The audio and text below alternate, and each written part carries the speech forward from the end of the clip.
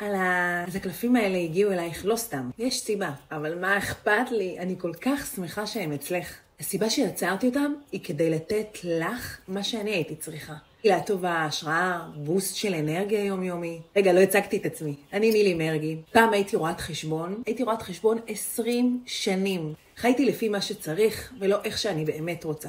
והיום אני מלווה נשים למצוא את הכוח הפנימי שלהן. אם אתם רוצות עוד חיזוקים שיעטפו אתכם כל יום קצת מחדש, אז באתר שלי אתם תמצאו עוד מוצרים שיעזרו לכם להתחבר לעצמכם, לחזק את הביטחון העצמי ולחיות מתוך הכרת תודה ושמחה. אז איך משתמשים בקלפי נשימה לנשמה? קראי קלף באופן אינטואיטיבי, ואז תשאלי את עצמך, מה אני צריכה היום? קראי את המסר, ותניחי את הקלף במקום בולט, שתוכלי לראות אותו על המראה, במשרד, ועכשיו תני למילים לחלחל. תנשמי שנייה, ותזכרי, התשובות כבר נמצאות אצלך.